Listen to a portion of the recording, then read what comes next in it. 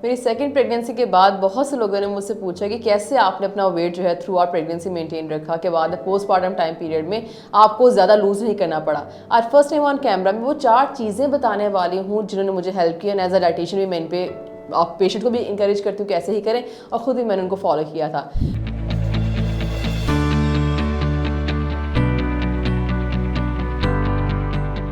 पहली चीज़ ये सप्लीमेंटेशन।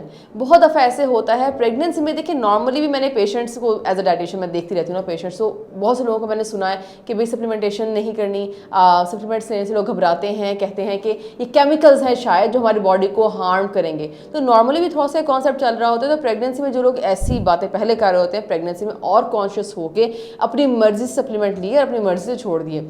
जो सप्लीमेंटेशन नहीं लेता, आप अपनी वीकनेसेस को नहीं कंट्रोल कर पाएंगे। ये चीज़ें बच्चे के लिए, माँ के लिए, दोनों के लिए, ना सिर्फ प्रेगनेंसी में बल्कि बाद में भी हार्मफुल हो सकती हैं। इसलिए प्लीज़ जो आप गायनेकोलॉजिस्ट या डाइटिशियन आपको सप्लीमेंटेशन यूज़ करने का कहे, आपने वो लाजमी इस्तेमाल करनी है ताकि अब माँ और बच्चा दोनों की जो सेहत है वो अच्छी रह सके। दूसरी चीज़ ये फ़िज़िकल इनएक्टिविटी।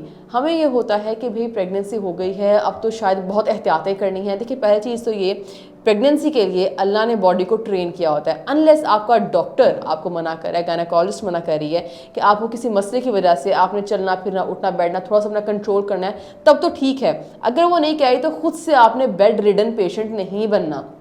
मैं बहुत से ख़वातीन को देखती हूँ जो प्रेगनेंसी के टाइम पे आके बिल्कुल लेट जाना, रेस्ट करना, काम जो नॉर्मली कर रही है वो ना करना। और ये बहुत बड़ा रीज़न है कि फ़िज़िकल इनएक्टिविटी की वजह से वज़न का ज़्यादा होना। मतलब आप कैलोरीज तो आप ज़्यादा ले रहे हो पर यूटिलाइज़ नहीं वो हो रही, और इस तरह से आपका वेट गेन हो रहा है। क्योंकि एक बात याद रखें, वेट गेन का ताल्लुक जो है ना वो आपकी एक्सेस कैलोरीज खाने से है। एक्सेस खाएंगे तो उसकी चर्बी बनेगी। ये कॉन्सेप्ट गलत है। अगर आप खुद को ये फ्री पास दे रहे हैं कि मेरा वेट इसलिए गेन हो रहा है क्योंकि मेरी तो प्रेगनेंसी होगी ना, प्रेगनेंसी में तो होता है हर किसी का, भाई हर किसी का नहीं होता। और वेट गेन की भी टाइप होती हैं। अगर तो आप हेल्दी और अच्छा खाना खा रहे हैं, बल्कि मेरा थर्ड पॉइंट भी ये है, अगर आप हेल्दी और अच्छा खाना खा रहे हैं, अपनी कैलोरीज को देख कर खा रहे हैं, या अगर आपने किसी डाइटिशियन से कंसल्ट किया हुआ है अपनी कैलोरीज को देखने के लिए कि मेरे कौन से ट्राइमेस्टर में क्या खाऊं, क्या ना खाऊं, कितना खाऊं, तो आपका वेट हमेशा ठीक मेंटेन रहेगा। तो पॉइंट नंबर 2 और पॉइंट नंबर 3 मिलाकर अगर मैं रिकमेंडेशन दूँ तो वो ये होगी, फिजिकली एक्टिव रहें प्लीज़। कुछ भी नहीं होता, आपकी डिलीवरी भी आसान हो जाएगी। अगर फिजिकल इनएक्टिविटी रहेगी तो मसल वेस्टिंग स्टार्ट हो जाती है, आपके मसल्स जो हैं बहुत वीक होना शुरू हो जाएंगे, और वो दर्दें जो है आपकी बॉडी बर्दाश्त नहीं कर पाएगी। फिर पेन किलर्स भी कुछ नहीं कर पाते अगर आपकी मस्कुलर वीकनेस स्टार्ट हो गई है तो।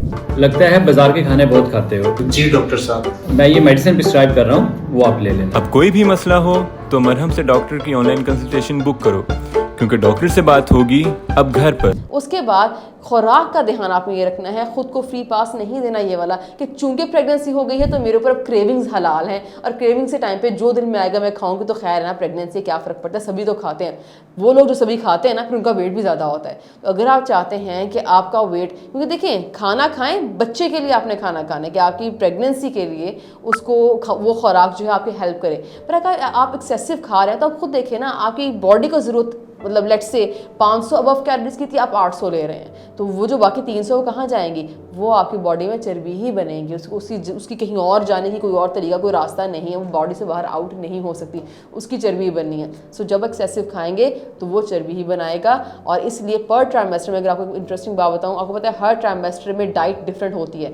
फर्स्ट ट्राइमेस्टर में you are not suppose to gain even a pound, KG तो छोड़े दूर की बात है, आपने 1 पाउंड भी गेन नहीं करना होता।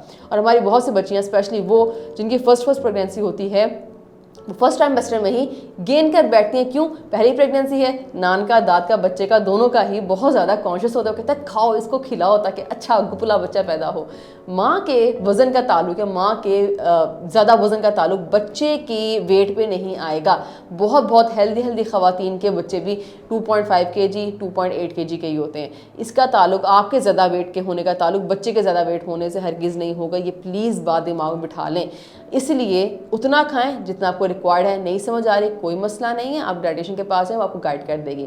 लास्ट पॉइंट बहुत ज़रूरी, एक दफ़ा मैंने पहले भी इस पर वीडियो की थी और उसको इतने उस पर क्वेश्चंस आए कि मैं हैरान रह गई थी कि वाकई लोगों का एक कंसर्न होता है, जो कि है बच्चे का रंग कैसे जो है वो गोरा हो। ऐसी क्या खुराक खाई जाए जो खा के बच्चे का जो है रंग गोरा हो। मैंने एक दफ़ा इंस्टाग्राम में पूछा इंटरेस्टिंगली कि आपको क्या लगता है कौन से जो फूड्स हैं अवॉइड करने चाहिए, तो बहुत से लोगों ने कहा, और वो गहरे ऐसे वो सारे फूड्स वही थे जो गहरे रंग के होते हैं, जैसे चाय हो गई, कॉफ़ी हो गई। उस टाइम पर सर्दियाँ थी तो अनार के लोगों ने बात की कि ये नहीं खाना चाहिए, बच्चे का जो रंग है वो गहरा हो जाता है। खुराक का ताल्लुक बच्चे के रंग से है ही नहीं। इतनी इंटरेस्टिंग किस्म की मुझे चीज़ें उन कमेंट्स में देखने को मिली थी या रिप्लाइज में देखने को मिली थी कि इससे मुझे अंदाज़ा हुआ कि बाहर आउट देयर क्या कॉन्सेप्ट चल रहे हैं। अगर आपको लगता है कि XYZ फूड खा के आप बच्चे के रंग ऊपर नीचे कर सकते हैं, तो ये कलरिंग कलरफुल जो चीज़ आप करना चाह रहे हैं ये नहीं होगी। कलरिंग आप बच्चे की नहीं कर सकते। जो रंग है, कद काट है, वेट है, ये जो सारी चीज़ें हैं ना, ये बहुत ज़्यादा जीन्स पे भी जाती हैं। बच्चे के जेनेटिक्स क्या हैं, अगर तो आपकी फैमिली में एक स्पेसिफिक कलर चल रहा है तो you can not change that. ठीक है, आपने ये बात ध्यान में रखनी है, वो आप नहीं बदल सकते उसको। तो खुराक का ताल्लुक बच्चे की रंगत से हरगिज़ नहीं है। खुराक को बस इस तरह से खाएं कि बच्चे को मिले, आपको मिले और पूरी पूरी मिले। एक्सेसिव जाएंगे तो वेट ज़्यादा होगा, फिजिकली इनएक्टिव रहेंगे तो भी वेट ज़्यादा होगा। आई होप आपको वीडियो अच्छी लगी होगी। अगर आपका कोई और क्वेश्चन भी है प्रेगनेंसी जर्नी रिलेटेड तो डू कमेंट बिलो, तो इंशाल्लाह उस पर न्यू वीडियो ही बन जाएगी and I will definitely try to reply to the comments. इंशाल्लाह मिलते हैं नेक्स्ट वीडियो में, तब तक के लिए अल्लाह हाफिज़।